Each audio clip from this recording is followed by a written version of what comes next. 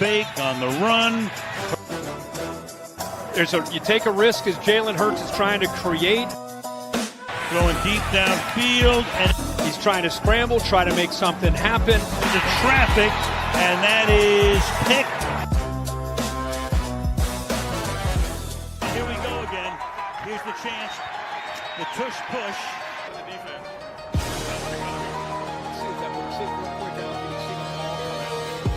There's Wright going for the football right down. You got a fumble here. Meanwhile, Bears take a fumble. what about getting pushed? Bears seem convinced. Bears, he did. He got it out. It's still free. Now it's a battle. Oh, they got it. They do have it.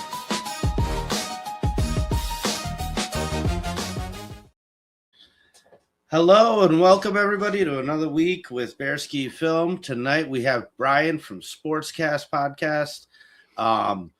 Brian is a Packers fan, just to let everybody know up front. He is one of my favorite podcasters out there, though. I've been on his channel a couple times, and him and his crew, they cover the entire NFL. So when you go to Sportscast YouTube website and you watch those guys, they'll go through every single team and give their, as non-biased as possible takes, which I always appreciate. Brian, how you doing tonight, man? I'm good, Paul. Thanks for having me on, sir. Yeah, no problem. Why don't you let everybody know where they can find you at exactly and whatnot? Yeah, you can find us at the Sportscast at YouTube. Like you said, we cover a lot of football. We could try and cover most sports, but right now it's all about football, baby. So the best sport, in my opinion, and we just try and be non-biased and give you our full opinion, and that's what we try and do. Keep it real in the Sportscast. And that's what we try and do too, man. And we were keeping it real at the beginning of the season when you guys went out and got Micah Parsons. And so the question became like, well, why didn't the Bears pursue him and this and that? And that's a conversation we've kind of like just touched on throughout like the last 2 years, knowing that it's coming down the road that, that's going to be a player that's going to gain a lot of interest. And we just said, well, the Bears still need to figure some things out, which we're doing. But you guys need to beat the Vikings and the Lions because you guys are ready to win now. But now as the season's gone on, to me, I know the Bears are on the up, but when I look at the Packers, I don't know. It just seems like they're not as good as I thought they would be. And I don't know how you feel, Brian. So I wanted to get your take because, dude, that win last week against Detroit was impressive. Did you guys sweep Detroit now? Did you beat them twice? We did. We totally swept Detroit. We played in week one. And, week one, everyone's kind of getting rid of the rust. And the Bears lost both their coordinators. You got their head coach. They lost their defensive coordinator. So the week one was like, okay, we beat them 27-13, a little rusty. This last game was a prove-it game for me. Thanksgiving. The Lions are a little beat up, but hey, we were up by 10 most of that game, and that was a good win for us. So yeah, we swept them. We have a better record so far. We're actually undefeated right now in the division. So, as far it's hard because I think we could be better, right? We tie to the Cowboys. We lose to the Browns. We lose to the Panthers. I'm like, those are games we should have won. So we should be better. I've been down a lot on Matt LaFleur this season. I've really been a big fan of his lately, the last couple of years. But lately, I feel like he's holding the quarterback back, playing too conservative. But we're 8-3-1 and right there in the division. So it's hard for me to be too negative. You don't want to be too negative when your team's winning. Like, the Bears are 9-3. But I'm sure y'all have had some negative things to say about them. But so I'm remaining optimistic when it comes to Green Bay so far this season. But Ed Policy came in and he made some big moves. He went out and got Micah Parsons. We drafted a wide receiver, which we haven't done in forever with our first round pick. So he's made moves, and right now they're panning out. Micah Parsons has had 12.5 sacks so far this season, and I think I laughed so hard when the Cowboys traded him to us, and love it. Love the moves we made. I wanted to ask you guys about LaFleur. is it realistic of me to say that he might be on the hot seat if we don't win one playoff game this season? Like, you look at his record, he's really good record-wise. Ed Policy made these moves to get further along, and then we go out and we if we lose, I think we make the playoffs. If we lose round one, is he on the hot seat? I mean, I think it's almost kind of crazy, but at the same time, I don't. I mean, David, I know my answer. I don't know if you want to answer first. I think that it might be only in a situation of expectation levels and things like that, because to you, Paul, you're shaking your head no, because if Matt LaFleur was able to do what he did in Green Bay in Chicago, we might be building a statue over the last 5 years, but right. That's just not their standard. And it is funny with Packers fans, which is good for you guys. It's almost Philadelphia Eagles fans-esque, where they're having like an 8-3 season and they're like fire everybody, right? Or an 8-4 season and they're fire everybody, which is respectable, because Paulie and I do constantly say that now we have a different expectation as Bears fans. Like, our standard is always Super Bowl or bust. So when things aren't working out, or you're like 8-8, it's a very different type of standard. My only question would be like, what is your instant immediate upgrade with Matt LaFleur? Like, are you shuffling Zach Taylor around out of Cincinnati? Are you taking Jim Harbaugh out of Baltimore? Like, those would be lateral moves in my opinion. And at that point, I think Matt LaFleur is probably a top 10 coach. I was saying top 5 at the end of last season. So that's my answer. I say no, just because of where are you upgrading?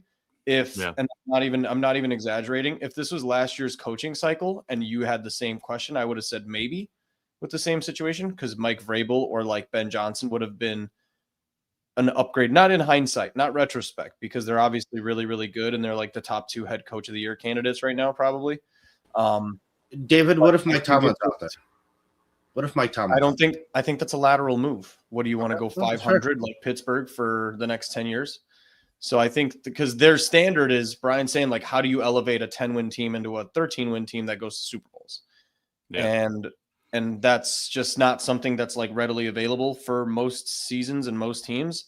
And so that's why I say, like, John Harbaugh, maybe, Zach Taylor, maybe, because what are you saying your weakness is? It's like lack of creativity on offense. I don't know. I don't think so. I think it's one of the most creative offenses out there. And I think I disagree from the outside looking in with Brian. I don't think it's the coach holding back the quarterback. I think it's the quarterback kind of holding back the coach. But, that's just kind of outside looking in. But my answer is just no, based on situation, and also just based on what are your upgrades. I don't necessarily disagree with your logic of not being okay with like 10-win seasons over and over. Yeah, and I mean, I kind of had the same mindset too. So it's like, okay, well, who is available? That's why I went to Mike Tomlin. The only other name I could think of would be like Kevin Stefanski. I mean, I guess you might entertain a guy like that, but it goes back to what David said. I don't see the upgrade at coaching being that much of a buffer there. You know what I mean? Like, Matt LaFleur is a good enough coach, period. And that's what I wanted to get. Yeah, there's other spots on their team that would be more worth looking into. And I felt crazy this year, just like, man, Matt LaFleur playing too conservative, cost us games, just time management stuff. But I'm like, all right, well, let me take myself out of the emotion of the moment and say, okay, he's really done a really good job. He wins a lot of games every year, but it's expectation. We expect, and especially Ed Policy, the new guy in town, hey, I made these moves. I want to see some results. And so, yeah, but I don't know the immediate upgrade. I don't think there is one. So, it would be tough. Maybe Ben Johnson at the end of the day with his offensive system he's run there in Chicago. But that's the question I wanted to ask on an outside point of view. So appreciate you guys answering that. No, Micah Parsons was the splash move there. And I mean, you guys made it with the attempt, with the right mindset, in my opinion. Question for you then, Brian. Also, did Packers lose to Philly this year, or am I crazy? Yeah, we did. We lost 10-7. Okay. So 2-part question, just like almost passively joking. Like, would you actually want Ben Johnson if it was just like an actual possibility right now? Do you look at our coach and think like better than your coach? I wouldn't say after 1 year, right? I agree. That's why I was kind of like, Yeah, I'm joking. Like, I don't know if I'd go that far, but not. No, I would have said Mike Vrabel. We always wanted Mike Vrabel. Would have been an easy one. Vrabel's a great one. Patriots got him a great one. You can see it's working out really well. I mean, the Patriots really haven't played nobody, but they're winning the games, right? So you can only play who's in front of you. Yeah, I wouldn't say Ben Johnson would be an upgrade over Matt LaFleur year one, maybe in the next couple of years and see. And I think, honestly, if we're, talk about the Chicago Bears, he is the reason you're winning. Mm-hmm. I mean, 100%. And you look at, like, if you go look at a lot of your games, and the reason I was talking crap about the Chicago is because a lot of those games you played some bad teams, but the fourth quarter where you'd be down by 10 and you come back and win. There's a lot of those games for you guys this year. And those are games usually the Bears wouldn't win. They would, I would like to say, call a Cowboy or a Charger, then they would find a way to mess it up and lose it. And you just never given up, right? Yeah, the winning mentality of Ben Johnson there, I think, is really the reason you're winning. Caleb Williams looked better this year, in my opinion. He still makes some bonehead decisions, still a little inaccurate at times, but he looks better than last season, learning the new offense, and they got the Bears number one right now in the NFC. So this rivalry between us is now going to be really exciting this season. So God, such a little dig there. I hear it. I hear it. No, the funny thing is like it's not so much a dig, but it's like the dig true. Back. I can't argue. If we're doing polite digs back, it's like the argument for Bears fans, which we agree. Trust me, like we haven't really beaten necessarily anybody except for all the teams you guys lost to. Yeah, so, it's yeah. Hey, so Philadelphia was a good win, man. That was a good win. Yeah. No, I think and it's also like different timing. I think Dallas is a totally different team right now than the Dallas that we played in like week 4, right? Completely different, yeah. And then I think the Philly that you guys played was probably a little bit more together than the Philly we played right now because they seem like they're falling apart. So I'm not, totally dismissing all that, but they're imploding. Philadelphia Eagles are imploding. It kind of does feel that way. So I feel like you guys were kind of on the same track for the last 3 weeks before Detroit. And do you feel that a little bit? And then that it kind of picks back up for you guys? Because I kind of want to know what we're heading into. Are we heading into a buzzsaw that's kind of picking up steam back again? Or how do you feel? Yeah, I think we are, honestly. We've losing to Cleveland and we tie with Dallas, which I told the Dallas Cowboy fans that was their Super Bowl, trying to beat us, and you tied us. So, but we lost to Carolina, lost to Philly. Jameis Winston played one hell of a game against us, almost beat us in with New York. I wasn't too happy with that one. The Vikings, man, they're completely bad this year. And then that went on Detroit. So we're looking on the upper up right now. I think LaFleur's finding his rhythm. I think Reed's coming back this game for us, which is huge. Hopefully Matthew Golden's healthy as well. The biggest loss right now for us is Wyatt snapped his ankle. The Thanksgiving game, he'll be out the rest of the season. So, but yeah, I honestly think we gained some steam in this last one against Detroit, and the way we handle business in Detroit. I think we're on the up and up, and it's Toyota-thon, and Jordan Love plays one hell of a season when Toyota-thon's going on. Yeah, I know you bring up the Vikings, which is totally weird, but yeah, that's a weird thing to correlate to. But shit, I guess maybe he really likes Toyotas. That's what gets him going in the morning. You know what I mean? Just that RAV4, that 4-cylinder fucking. I don't know. Okay. Oh man, it's funny. It's snowy up there in Green Bay, man. You need the fucking all-wheel drive. It's what it is. No, you talk about the Vikings. I truly find it so interesting, and I love this example. And I'm keeping it in my back pocket, and I'm going to pull it out. I'm actually I've kind of hinted at it a little bit, but like one day I'm just gonna scream about it because I am so about like the players getting it done. And here's a perfect example. Kevin O'Connell.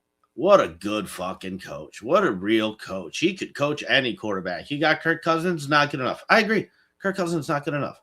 You go out and get Sam Bradford, and I was like, this you may want to just ride out. But no, we want to upgrade at quarterback. Oh, Kevin O'Connell can teach any quarterback. I've seen him teach any quarterback, this and that. So one, is that like now it's, it's only J.J. McCarthy's 5th, 6th, 7th game or whatever. So it's like, is he that bad to where even Kevin O'Connell hasn't gotten through to him? Or is what I'm saying at the end of the day just right? Like the great coach, it's nice. It's an addition to the great players on the field because that's where it starts. Like you got to be able to execute, get it done on the field with the talent. And then the coaching can accompany that. It can help you grow as a player, especially as a young player. But like you get into this middle part, like kind of where we're at now, where like David was talking about lateral moves. Like right now it's up to the players. When you get into the playoffs, I think the coaches start making a little bit more of an impact again. But when you're in this mix of things, there's a lot of coaches that can be average. Right. So yeah.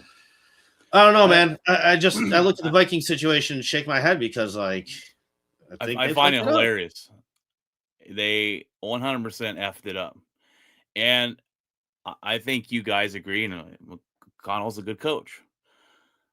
You let it go of a guy that won you 14 games last year for McCarthy. And I was never big on McCarthy coming out. When they drafted him, I was excited because I didn't think he was going to be very good. He handed the ball off a lot in Michigan. So getting rid of Darnold, I think this was an organizational move, not a head coaching decision. This was, hey, we drafted this guy and you're going to use him. So we're going to get rid of Sam Darnold. And now they're regretting it 100%. You got a guy who arguably they have one of the best, if not the best wide receivers in the league in Justin Jefferson. And I say that because usually he eats with whoever he plays with. It doesn't matter who the quarterback is. He gets his numbers. McCarthy can't even get him the football. He is not eating with McCarthy. And I don't know why they let go of Darnold so fast when he won you 14 games. You could have had McCarthy sit behind him. The process works in Green Bay. We set these guys, and now we got franchise quarterbacks. No one wants to do that no more. They draft a quarterback, and they throw him right into it. And sometimes it works out. Sometimes it's not. Doesn't. But Minnesota, you did this to yourself, and I can only do nothing but find it just funny. It's just funny. They're going to be screwed for a while, and they're talking about – rumors are they're talking about going out and getting who's the backup for the 49ers? Mac Jones. Yeah. They're going there. The rumor is in the offseason they're going to push to go get Mac Jones, and that tells me that your quarterback's not ready. Kyler Murray just feels like the next Minnesota Vikings quarterback. It's just the most feels right pairing of all time, but that's just a funny one. Yeah, I mean, I don't know, man. I kind of agree with both of you guys, I think, but at the end of the day, this coaching thing, it just kind of ends up being so important. And, Brian saying like Caleb looking better this year. Like, I guess so, right? It's almost laterally better in different ways. He's not as exciting to watch, but he's also limiting much more mistakes. Whereas like with Jordan Love, it's just kind of, so my question for you with Jordan Love is, do you feel like he's always consistently Jordan Love and it's Matt LaFleur's ups and downs making him look bad or good game to game? Because there's games where I watch Jordan Love and it's not that I don't feel bad for you guys. There's no pity in that kind of like, and it's not but like sometimes he looks so mediocre and it just like feels like everything has to go right for him. It just kind of looks like he's just, so I wonder sometimes, I feel like from outside looking in, Jordan Love is like a B-, B+ quarterback that has been maximized to B+ all the time. And that's nice. But it's with Caleb, I think he's like an A- quarterback talent wise that constantly plays at like C+, B-, if that makes sense. And so how do you feel about like Jordan Love? It seems like you're more of a Jordan Love fan than a Matt LaFleur fan. Cause if in my head, if you put a gun to my head and said, if the Packers have a crossroads moment this year where you're saying, does Matt LaFleur need to go or Jordan Love? I would trust Matt LaFleur to like pick a new quarterback and see where that goes rather than fire Matt LaFleur and give Jordan Love another like innovative. I feel like he's maximized everything Jordan Love does well. So I kind of wonder from your perspective why that's like the thought process. That's tough. If you had to sit here and say Jordan Love or the head coach. Never thought about it in that sense, but I would have to probably say I would probably have to go with Jordan Love. I think the biggest thing is, and I think one of the biggest things that hurt us is who's our number one wide receiver. We've gone in with this thing about a wide receiver by committee. Go Pack, go! Yeah, baby. This wide receiver by committee. Every year, we really haven't had that guy, that number one wide receiver to throw to. I think this year is kind of the first year we have, and that's our tight end, and he's out for the rest of the year. I think it's more of LaFleur getting conservative and LaFleur being predictable than it is Jordan Love. Jordan Love can sling it all over the field. He can make every throw. There are some times where they were making fun of it, saying when Jordan Love throws an interception, it's the ugliest interception you've ever seen. And and I'm like, what the heck was that? But he actually doesn't turn the ball over very well or very much. I think he's having the most accurate season of his career so far. And I think LaFleur, I think it's more LaFleur than it is Jordan Love. And I know you guys don't really think Jordan Love's all that great, but I think he's good enough to win. So he's not Aaron Rodgers, he's not Brett Favre, but I think he's good enough to win, and he's not afraid to throw the ball all over the field. I think Matt LaFleur needs a really good running game to have his offense flowing really well. And Jacobs has not been as great as he was last season. Last season, we looked a lot better offensively, in my opinion. This season, he's not the running back hasn't been all that great. And dude, I mean, you guys were winning games with what's his name? Fucking backup from Tennessee that you guys acquired. I forget his name. He's that forgettable. Backup running back? Backup quarterback. Oh, backup quarterback. Yeah, Willis. Yeah. Malik Willis. You guys were winning games with him. That's how 3 games last year. Yeah, that's insane. And LaFleur did great when it was that, because we relied so much on the running game. With that, we didn't let Willis come out and throw it all over the field. And you have some dumb Packer fans that'll go, Willis is better than Love, put him in. I'm like, if you watch our offense, it's 2 completely different offenses. Willis, we run the ball all the time, and Love, usually we throw the ball a lot more and air it out. So my concern with LaFleur is he becoming too predictable. So, but without the running game, I think it's a big issue for him. That's kind of his identity. Do you expect to win this game? I do, and I expect to win it because we're playing in Green Bay. Do you think? I think we split. That was going to be my next question. Yeah, that was going to be my next question. I don't know how you guys feel about it. When you play a divisional game, it's a lot harder to win. Doesn't matter how good the teams are, right? We play the Bears when we were dominant and y'all weren't very dominant, and y'all beat us. And I'm like, what the heck? It's a divisional game. We hate each other's guts. We play each other so much. We know each other. So I do think we split it. I think we win this one, and I think y'all win the one in December. Was that December 20th, which is a Saturday night game? We got flex as a Saturday night game. So they know how important these games are going to be. This could be the NFC. We're talking about if the Bears lose Sunday, y'all go from the 1st seed to the 7th seed, which is crazy how the NFC is right now. So I mean, I have some thoughts on like our own team, and then you being more of a national guy, and I'm sure paying relatively close attention to the Bears. My go-to predictions on games the last 3 to 4 weeks is just say 24-21 and then flip a coin and see whoever the fuck comes out of it.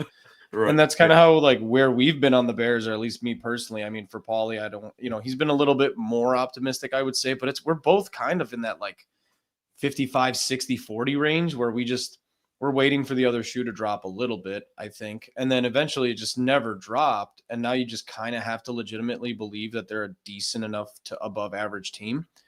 The one area that me and Paulie have been harping on, and this is the thing about the Bears and then the Bears fans that we even argue with in our own chat, is, you go into the season and you're built to sling the ball, right? You're built with receivers and offensive line that's good at pass blocking, because you got Drew Dahlman, who is undersized, and Joe Tooney, who's a pass blocker. And you get these guys, and then, Roman Dunze, all this stuff, you get it. But then you have mediocre to below average of running backs.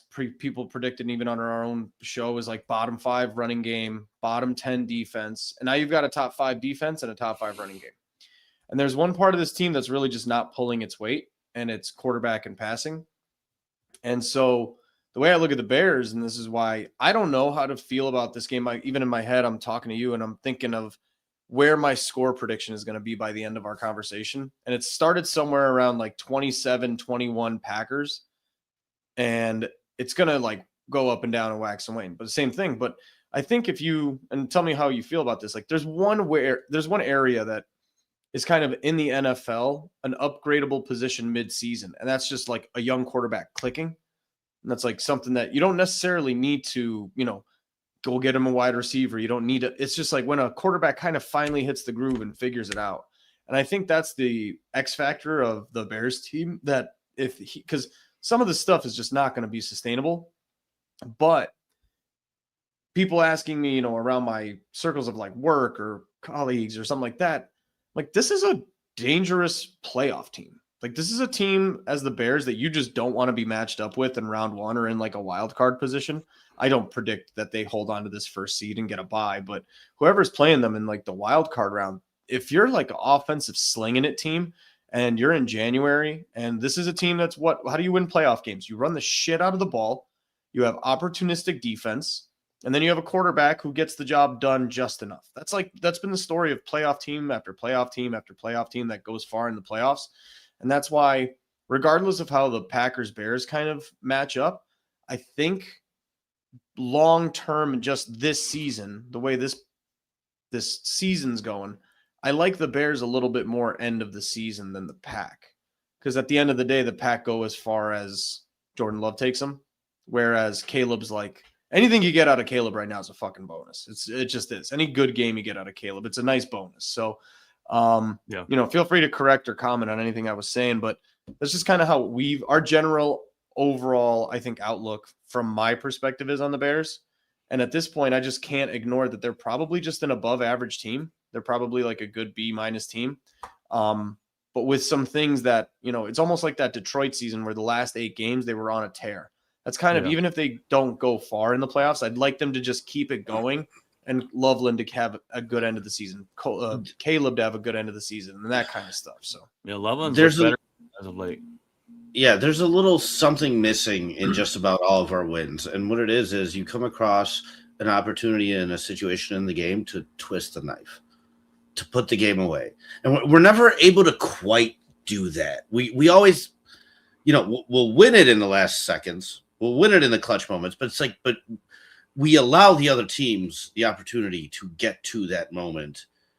You know what I mean? Like, even in this Eagles game, there was a point where you just kick another 3 points and like you're good. And no, you had to have the Eagles go out and your defense come out and be opportunistic and for you to succeed. And it wasn't until that very last touchdown to Cole Kmet that kind of sealed it up. That was a better job than most of the other games. A lot of other games, there's just, like I said, there's stalls. And like in this one, it was in the third quarter.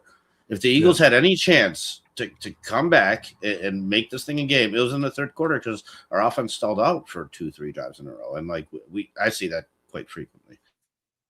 I think that on going on what Dave said, your playoff team's right. You have a good defense, you run the ball. Teams run the ball more when you get to the playoffs. Bears look to be that team right now. They're optimistic defense there. They've turned the ball over. They're top 5 in turnovers in the league. They are number one. Number one, yeah. See, so that's huge. The Packers have not done that. I think we're in the bottom 25 in turnovers this season. So we have not turned the ball over. We have not, created the turnovers like we used to. I think Caleb's maybe I haven't watched enough Bears games, but I think Caleb's better than he was last year. In a sense of, like you said, Dave, he's not turning the ball over. He's not making too many bonehead decisions. He does still makes a couple, but that's his that's his gunslinger mentality. Yeah, Brian, in my opinion, it's really the sacks. I mean, we're coming off a Yeah. season where he got sacked 68 times. And so what that does is each one of those can kill a drive, right? So those are highly negative plays where now you limit those sacks. And although Caleb is maybe not as flashy and as good, and maybe he does have some overthrows and some things, overall, those negative plays are gone, right? Like you've cleaned that up enough to where now the mistakes you're making are a lot more minuscule compared to the mistakes you were making last year. To kind of put a bow on that, I think I've seen more 10 to like 13, 15 play drives this season than I think I have in my 5 years previous this as a Bears fan combined. There's like 2 to 3 10+ play drives per game nowadays with Ben Johnson. And I think part of that is like what Paulie's talking about is you're never like, I don't remember the last time the Bears were in like 3rd and 13, which was just basically once a drive last year, if that makes sense. So it's always 3rd and 2, 3rd and 4. And that's something that is culturally changeable and sustainable. And that's where I think it's one of those little changes to football that makes a huge difference, because I don't think, your casual fan doesn't understand that, like, well, it's 3rd and 7. Why don't you just run that favorite play I do in Madden and you should just pick it up every time, right? Yeah. And it's just like, no, dude, that's just not how it works. 3rd and 2, 4th and 1. Bears are calling a little like tight end out on 4th and 2. And I'm like, no, I'm not stressed about it. I'm pretty confident it's going to work. I know he's got 2 play drives in his back pocket that are just absolutely crushingly elite. And like you said, Caleb's been getting better. I think there's still something to be desired. And I don't know if we had this argument with Justin Fields, and one day I just sat down and I'm like, what if this is just what Justin Fields is? What if this is just what this guy is? And I've kind of had that moment this year with Caleb 15 games in where everybody just keeps telling me to be patient and his percentages will go up. I don't know if this guy's ever going to be a 65-70% passer, but I guess 58% is good enough if it's only in game-winning drives. David, I had a question for you regarding that number. Because the sack numbers are down, you are throwing the ball away more often. Could that be part of the dip? I mean, I know it's not drastic enough to clean up 58%, but that could account for a little bit of that. Could it not? I mean, how many times are you throwing the ball away intelligently? 4 a game? 3? Yeah, I mean, that's intelligently throwing away 3 to 4. I mean, that's still not. That's a good number. I mean, Paulie, like 21 out of 35 is still, 59% versus 18 out of 35, which is what I'm used to, is 49 or 51%. It's just not. It's very negligible. Can they add up? Sure, but they shouldn't add up over a course of a season. If you're talking 17 games and you're throwing away 13, it's 50 throws a year out of 500. It's less than 10% at most. It's just not. No, I don't think so. Personally, I think it would change your completion percentage by about 5% to 6%. If you're doing everything, I see what you're saying.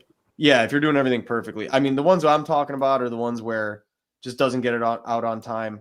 If anything, I think he should have more like thrown at the ground ball. This week, actually, against the Eagles, there was a screen that got blown up, and I think it was the first time I've seen Caleb do the Tom Brady pitch it at the guy's feet and live to see another down, maybe this season. He's probably done it a handful of times this year, but it was the first one that I kind of went like, nice, that was good. It was like 2nd and 2, and he just hit his feet just to make sure he got 3rd and 2 instead of scrambling around like a chicken with his head cut off and then whipping a ball 40 yards downfield and, hitting it off of a guy's shin or something, So I agree, but maybe it's just like a conversation for a different time. I don't think that's the X factor. Like I said, this game, Packers Bears, it's like if all things are equal, I think the Bears have a window to win if Caleb Williams has 220 yards, 2 touchdowns, and no picks with like a 60% completion. I think that is the recipe to beat the Packers. But if Caleb comes out and throws 155, a touchdown and a pick like I'm used to, that's a way that you do lose to the Packers like 27-21. It's that one little missing piece. Do you know the results of the Packers' first 5 drives from this last game? Which game? Against Detroit? Yeah. No. It went field goal on the first drive, and touchdown. Like there's no room for stalling against the Packers, in my opinion. Like, Brian, you said statement game. It was a statement game for us too. No, but I agree, man. Like the way you guys went out and handled business against Detroit, to me, it's threatening. It is like, dude, it's still a good team, and so in my mind, I want to say like, okay, I think we split, right? Yeah, that's a like, safe bet. But I have not been this energized, and God damn it, I am. Here comes another pretty blonde walking past me, right? Like, how many times do I need to be fucking hurt by this damn team before I learn? Yeah. And it's like Ben Johnson takes his shirt off, and I'm about it. I'm like, okay, here we go. Free hot dogs for the city. Free hot dogs in the city. No, but for real though, like this team's bought in. When you look at that clip, like the one thing I saw is literally every single guy in that locker room is bought in. Whereas like last year, I saw moments towards the end of the season where there was a lot of lack of effort. Yeah. Right. So like, I don't know, man. Talking about saw or attempted to hear. We actively heard about planned mutinies, like by Jalen Johnson. We're not talking about like hypotheticals here. There was like reports around our beat reporters around here of like Jalen Johnson yelling at Matt Eberflus in front of the rest of the team, like, what the fuck are you specifically doing, kind of thing. So we're not talking about, this is one of those times where I mean, I saw a play last year where one of your wide receivers mid play just walked to the bench. I'm like, what in the world was that? Yeah. I think he was ineligible for catch, but still, like the lack of effort, the body language, it was such a bad, terrible. And like I said, this is Ben Johnson. This is what Ben Johnson brings. This is what when y'all picked him up, I was like, fuck. Excuse the language, but Ben Johnson's a guy that can turn our organization around. And I think I look at the Lions right now without him, and now without Aaron Glenn, they're struggling right now. They're struggling on offense, and on defense. I mean, and also they're banged up, but they're struggling. And this is what Ben Johnson brings. And this is, I want you guys to be good because I like the battle back and forth. In this division, man, we have I'd say the toughest division in the NFL. Last year, it kind of looked the same way. You could argue the NFC East because 2 NFC East teams made the championship game, but this division, it's going to come down. But I think it's a 2-team race. I think the Lions have kind of fallen off, and we know who the 2 best teams in the division are between us 2. So it's going to be a fun battle. I hate that we play both games so close together at the end of the season. I really hate that they did that. But yeah, I mean, y'all, what you got Green Bay, you got Cleveland, which that's an easy win, and then Green Bay, and then the Niners, which who knows what they are now, and then you finish with the Lions. We got you guys twice, sprinkle in Denver, who's on a 9-10 game winning streak. We play Baltimore, who they've been up and down all year, and then we finish the season with Minnesota, which should be an easy win. So I think our schedule is tougher at the back end than your final games, but to me, it comes down between these 2 games for the division, the Bears games, for us and for you guys too. I think these are 2 games that I wouldn't say must wins, but if you want to win the division and get yourself a better playoff spot, then these are the games you need to win. And I I don't necessarily want the number 1 seed though, because every time Green Bay gets number 1 seed, we end up having the bye and we end up losing. So, do I really want the number 1 seed? It's nice to say, but when you come to the playoffs in our history, we don't do too well with the number 1 seed, honestly. So I guess that would be a good point to kind of hypothetical after this. Who needs the win more? Oh, Green Bay. Who needs this win more, Brian? I think. Who would you say like needs this one more in your opinion?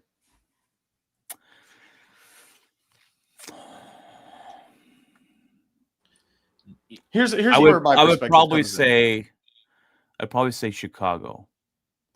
See, it's funny because in my head, like me and Paulie are not delusional. You call it a rivalry, and it's almost like a big brother thing right now. You're like, I'd like you guys to get better, so you guys can compete with us up here.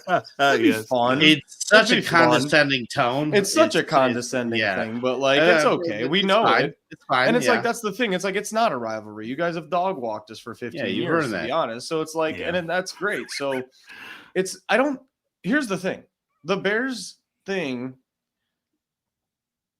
minus losing like 6 in a row and just going 9-8, knock on wood, like we have everything already is kind of the cherry on the sundae. Now, if even as a skeptical Bears fan, if they beat the Packers, you won't be able to get me to shut up at this point the rest of the season. I'm going to be actually talking about Super Bowls. Yeah. I'm going to actually acknowledge the words and consider them like a possibility. Right now, if we lose to the Packers, it's like, I mean, we've had our fun. We've had like our 7-game winning streak and our Eagles defeat. And it's like the Pack would be fucking awesome. It'd be like best. It's better than beating Philly, but beating Philly was pretty sweet. It was just kind of one of those things too, where all of us went into Friday afternoon and just kind of were like, let's see how this goes. I think go back and look at all the Instagram reels and everything. All the Bears fans were like, look, even if we lose a close game to Philly, I'm still confident we're going to be a good playoff team. And then you dog walk Philly, and that opens the door to like dog walk Green Bay. I'm not saying to beat the shit out of you guys, but transitive properties, all that stupid stuff in the NFL of like, you guys lost to the Eagles and we beat the shit out of the Eagles. You guys lost to the Cowboys. We absolutely beat the shit out of the Cowboys. Transitive games don't really matter in the NFL because it's such a week-to-week thing. But it is kind of telling of where I think both teams are competitive-wise, because we kind of lost or won a close game to the Giants, and everyone was like, is this team for real? And then you guys barely squeaked out against the Giants, and they're like, go Pack, go. And it's kind of one of those things where it's like, can we just acknowledge that these teams are like neck and neck right now at the moment? So for us, if we lose a close game, that's my opinion. Like if we lose a 24-21 game, I'm like, that's a Packers home win when they're streaking. And, so that's why I feel like for you guys, it's just more of an important win because it needs to kind of prove that little brother's trying to get up here and we're not letting him get up here. Like we're still the Pack and there's still like these baby Bears. But if the Bears come out here and beat you on your home turf, man, that's a bad look for Green Bay. Whereas like it's all gravy already for the Bears. If we lose to you in Green Bay, it's kind of like then it becomes if we get swept by you in 2 weeks, then we're like, all right, the guns are back inside of everybody's But the mouths. schedule like, is favored for us in that aspect. Yeah. I guess you could say it is more important for Green Bay. We need this win for playoff seeding and trying to win the division. I was thinking it more of thinking about the Chicago fan base of, all right, you're way better than what you thought you'd be, but this is the game. If we can beat Green Bay in Lambeau, this is the game that let us know we're here. You know what I'm saying? So, but I get you. You've already succeeded this season, and unless you lose all out, well, you're not going to lose. That'd be insane. But we've seen worse. We've seen worse. But like, that's the thing, man. Is like you were talking about Dallas. Your quote from earlier of Dallas. This is your Super Bowl, and we let you tie us, kind of thing. This is not my Super Bowl personally. Like, not even a little bit. We are like in my head, we're a playoff contender. Like, let's get to the playoffs, kind of thing. At this point, just win like 2 to 3 more games, and you should be in the playoffs. Oh, yeah, you're in the playoffs. I mean it. Yeah. It would be. I mean, the odds of you not making the playoffs now would be absolutely astronomical. It's actually the Bears are actually the number one team in betting statistics to miss the playoffs entirely of the current 14 playoff team seeds. Well, I think they still have like a 23% chance to miss. I would love to fade that bet. It's not really possible, but like it's a very statistically up there type of thing where the Bears are favored to miss out on the playoffs completely compared to all the rest of the playoff teams.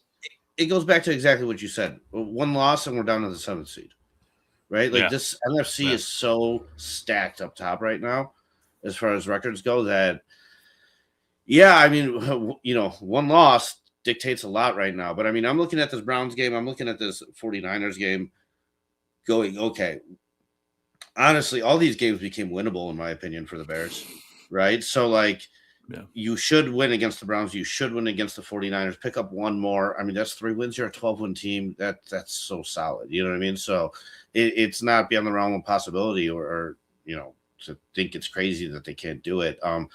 If they go in and beat Green Bay this week at Green Bay, that momentum that we just created in Philly is going to carry over and like double. And like, not only that, but then this becomes a 2-game lead in the division straight up. Yeah. And then these players on this team start getting comfortable and getting themselves ready for the playoff run for sure. Like health wise and, you know what I mean? Making business decisions to be in the best possible situation they can be. So it is a big win for us still, but I think you guys, to hold on, like you said, to take the division, to do this. I mean, you've been good. You were projected to be really good at the beginning of the year, but you've kind of been under the radar the whole time, right? Like you guys haven't really hit that stride. So, dude, this is awesome that we're entering this late in the season, Bears Packers, and it means a lot. Like this is great. It has not been like this for a long time. So, I wanted to continue though. Yeah, go ahead, David. No, I just want to tell Brian I want to beat his ass, man. I want to keep doing it. Like, I haven't been this excited for a game in a while, but again, it's like it's not that pressure. I don't feel the pressure of it because I'm just like, it'd be awesome, but it's okay to lose. But I've never been this like excited for a Bears Packers game in a while, just because they haven't really mattered in a bit. But yeah, I mean, the fact that the holiday season is just always so fucking pleasant for me. And the fact that we get to, for me, it's like my Christmas break. And I get to enter Christmas break with a Saturday Bears Packers game. And then I get to go into this weekend and like watch a Sunday after. I almost wish this was on like a Saturday afternoon again this week, but can't have it all. But holy shit, what a great 3 weeks of just like Thanksgiving, Christmas vibes of football. This is the best it gets. This is just the best. I told the wife on Thanksgiving we opened up with the Lions, and I was like, I don't want to have the opening game. If we lose, then I'm pissed the rest of the day, man. So, you put at Flex Diggs comment up there. I think the key for Green Bay to win this game is stopping the run. We got to be able to stop the run. And the biggest, like I said earlier, the biggest loss was Wyatt, our defensive tackle going out. He was a dog from Georgia, playing really well. Without him out there, I think it slows down. It slows down Micah Parsons and stuff like that. But we're gonna have to stop your running game, and we've got to get pressure to the quarterback. That's how we win, because our cornerbacks are not very good. So, but that's my opinion on that. But yeah, he's right. We got to bring our chin straps. We've got to play. We got to play tough, and we got to stop your run, because if you're gonna run on us, then it's gonna be over. You guys want to do predictions? Well, we can if you want. Up to you, David. David's got something. Take 1 second here. Yeah, I think he's having technical. There you go. There it is. My thing kind of tweaked out on me. Yeah. So yeah, how do you feel about to answer that question? No, we don't miss Kenny Clark. Kenny Clark was great. I really like Kenny Clark. He was coming off his worst year last year. He's getting older. We don't miss him because Wyatt's been really good. Without Wyatt, we're kind of now we might miss him this game without Wyatt, but we're not really missing him on the defense. Can we? Yeah, Mike. I like to do this game a little bit. So, who would you give the thumbs up versus the thumbs down to here? So, let's go stopping the run. Who's good with Wyatt being with I'm sorry, Wyatt. You said, Yeah. Who's better at stopping the run, Packers or Bears? Bears. I think Bears are better at stopping the run, and Jacobs hasn't been that great this season. He really hasn't. Okay. I would give it a tie. I would give it a tie as well because Okay. I think you're overestimating how bad we are at it, actually. Because our linebacker, I don't think we've had. I don't know if you've been paying attention. Our starting 4 linebackers have been injured for the last 3 weeks. Yeah, I heard that. And your cornerback room, right? Our cornerback room's been an absolute. We started cornerback infirmary 4 as cornerback 1 in week 1. Yeah. And it's so been and only going up he's leading since the then. league in interceptions. and picks. Yeah, And they he's made a nice right. play last. He's gonna week, get paid. Poor Bear. Honestly, the conversation I've heard been broached is, can you somehow just like let go of Tyreek Stevenson or trade him so you don't have to pay him, and then just pay Nahshon Wright like a 3-year, $60 million deal? I wouldn't hate that, but Okay, so here, so let's tie. Pass rush is an easy win for the Pack, right? Yeah, Okay. definitely. Stopping the cornerback / DBs / how that matchup goes. I think with DBs and the secondary, I think the Bears take this one. I think they're just too deep and well-rounded versus like the receivers that you guys have. I don't think that matchup scares the Bears and like where you're going to be exploited at one position because you're not deep enough, right? Where your third wide receiver is taking advantage of our really weak nickel or anything like that. I don't think that scares any of the Bears players. Yeah, your DB room, your corner backfield defense is better than Green Bay, 100%. The only matchup I think scares you is Watson because he's tall and fast. But if you take him out right now, who else is stepping up? Watson's been kind of our number 1 guy this year. He's coming back from injury. He's the most reliable wide receiver we got right now. So we got Reed back, which a good slot wide receiver. We'll see how he goes out there and does. But wide receiver core, you got a Dunze. You've got switching to offense. more. Like how do you wide receiver room? Who do you give the win to? It's you guys. Bears, You guys. Yeah. I think so. You got the better tight. Well, our tight. If we had Kraft, it would go the tight end room would go to us. Yeah, I think he was the Kraft's best. I honestly think he's the top 3 tight end in the league, maybe number 1. Yeah, but Loveland's turned out to be pretty good. I would give the wide receiver room to the Bears. They have the veteran wide receiver. They've got their young. He's not a rookie, right? This second season, but he's a young guy. Golden's been injured, and I haven't seen too much of him. I mean, he's made a couple plays, but hasn't been consistent with it. So, wide receiver room. From what I understand, statistically, Caleb Williams has better wide receiver stats than Matthew Golden this season. I am trying to be a little bit of a dick. Finally, That's terrible. I'm gonna finally get it. I'm gonna give it back to you. But Yeah, no. terrible. Statistically, I think he has more touchdowns and receiving yards than Matthew Golden. That's hilarious. So, offensive line. How do you feel about your offensive line? Who wins that? Because I think the Bears have our top 3 offensive line this year. Yeah, the Bears' offensive line is better. Ours have been banged up, honestly. We've lost Jenkins. He's been out. We've had to switch up so many players at center. We just signed Tom, our left tackle, and then he got injured right after we signed him. He's back, but we've had a lot of they've been good, but not as good as the Bears this season. So you got to go offensive line. You got to give it to the Bears. Running game or running backs? I guess that's kind of a twofold question. Running backs, it's you, but running game, it's us.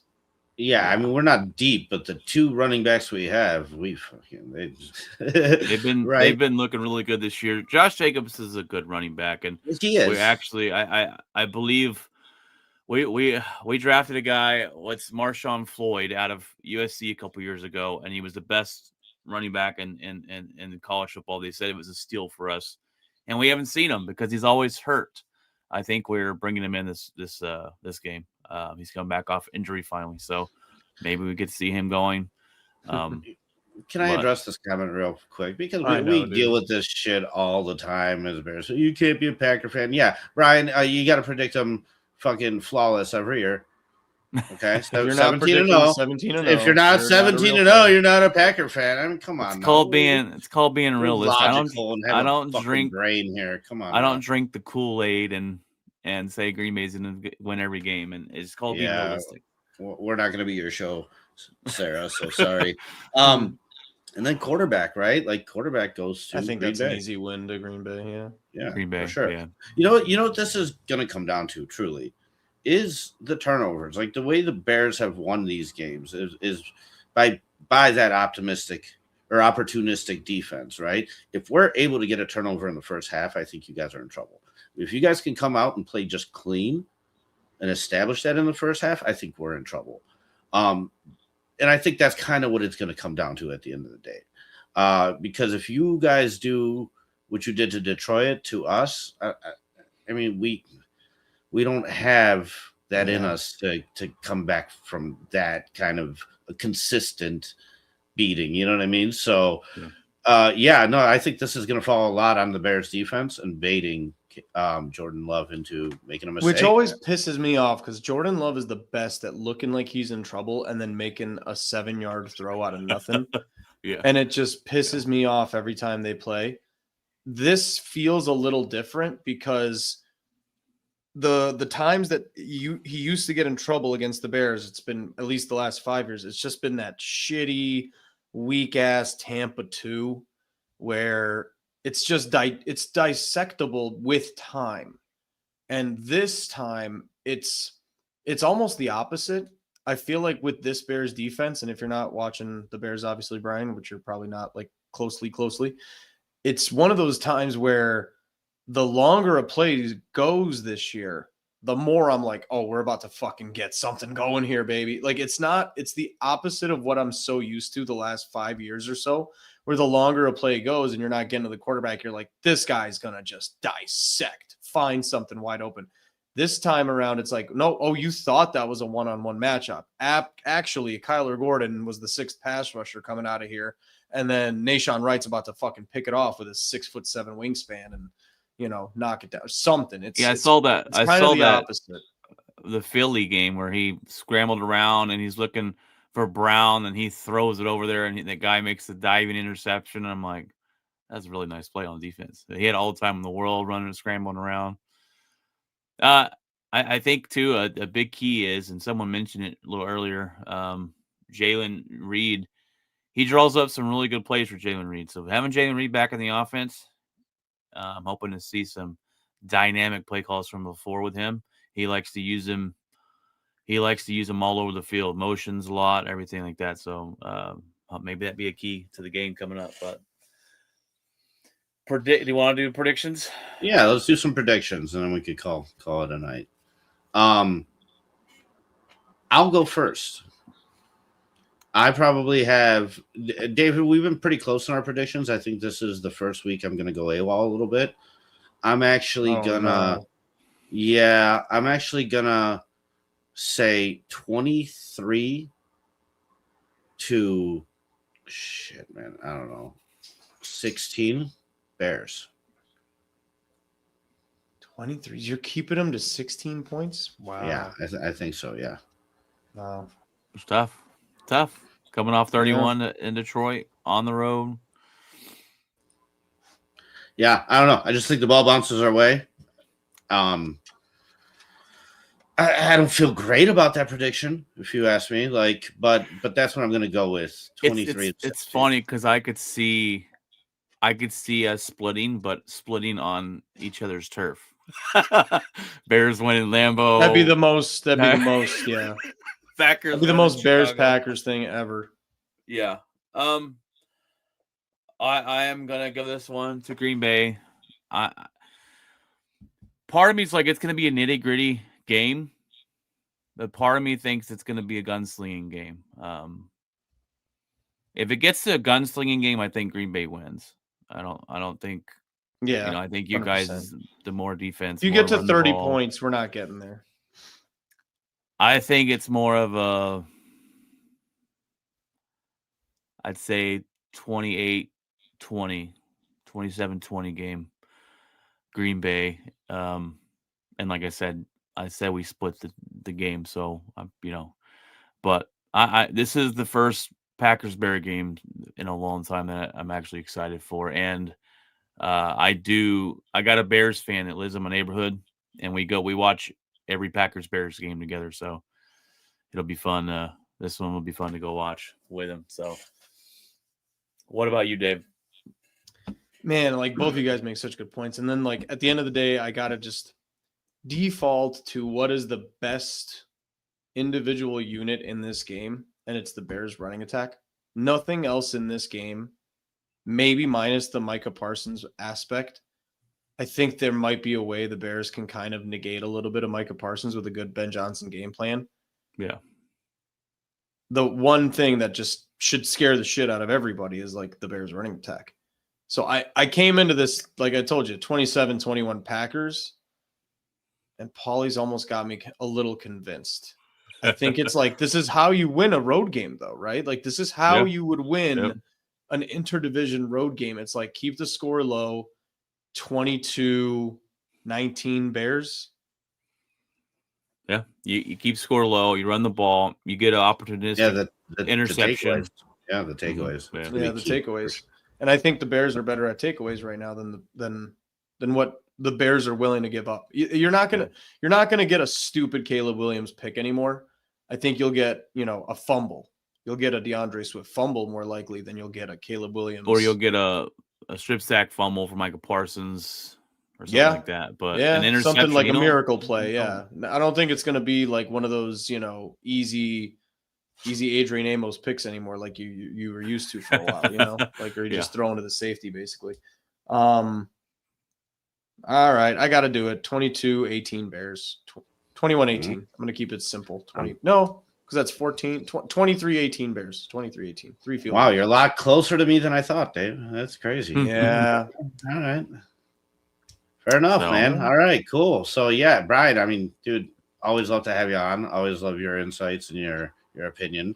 So definitely should get back together again before the end of the season and talk about where these teams are at and whatnot. So, dude, thank you so much for your time and for making that time for us. I know we had to reschedule a couple times, so thanks for putting up with me. But man, appreciate it. So this is perfect, right before the matchup, man. I'm excited. I know you're excited too. Do this. Both our cities are excited. It's dude, good, I'm watching with a friend, a neighbor, like a former neighbor who we lived with in our building, and then they moved out, but they moved out close to us, and we're watching. And every fucking time I watch with this guy, it's just an absolute fucking Wisconsin fest.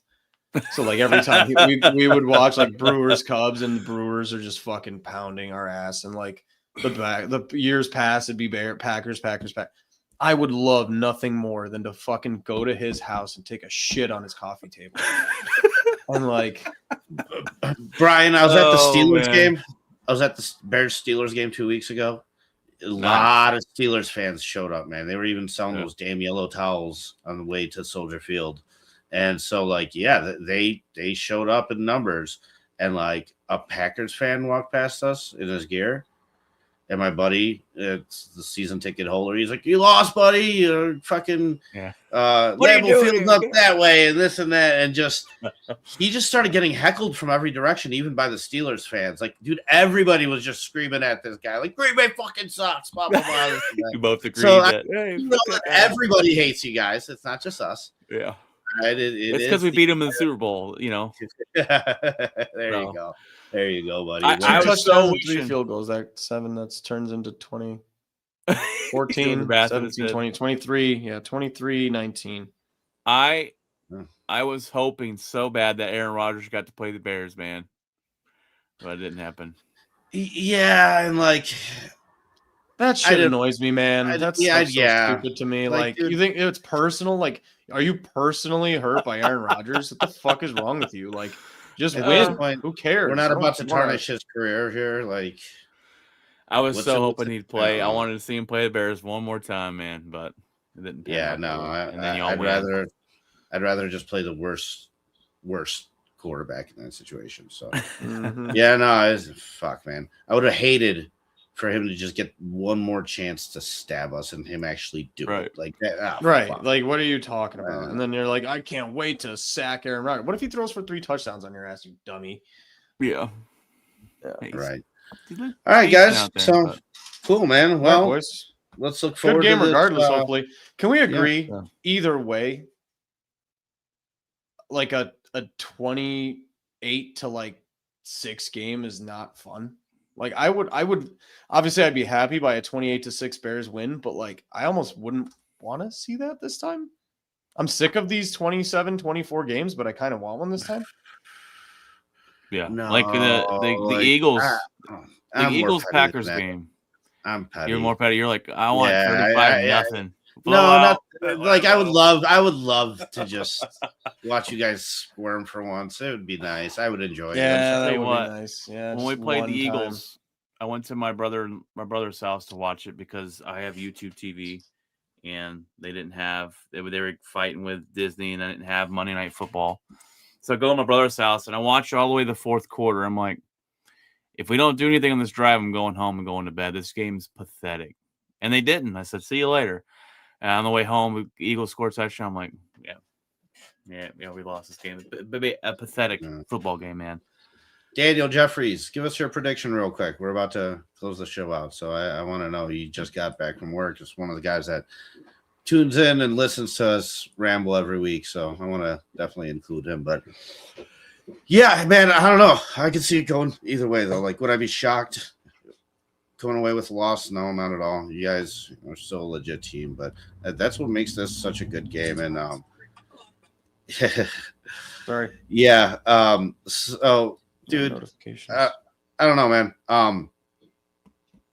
I just want this Bears success to be long lasting. Like, that's for me. I don't want another repeat season of like the success we had in like 2018 and it just disappears. You know what I mean? Win 4 games Mhm. next year. It's like, Yeah.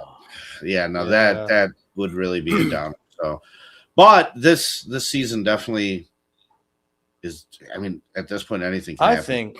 I mean, we've said this. They're doing more with less, so much more than we expected. And I think there's really only one way to go up, because this is a side conversation. We almost think that Dennis Allen is doing a better job per metric than what Ben Johnson is doing. Like, I think Ben Johnson is doing less with more than what we see Dennis Allen. And from what I've seen, what we've seen in the Dennis Allen sphere around here, this guy's not going anywhere. This might be one of those like Andy Reid, Steve Spagnuolo lifetime pairings type of thing. Because Dennis Allen is fucking crushing it right now. He is absolutely a madman behind that play sheet. So if he stays here long term, you give this guy like a real pass rusher, you get him like a first round defensive end, man, that's how you get long term success. All right, guys, any closing thoughts, or are we good? I'm good. go Pack, go, baby. Bear down. Ready, throw. Good protection. Lines it up for DJ Moore to the end zone. Touchdown! Take the shotgun snap. Late pressure by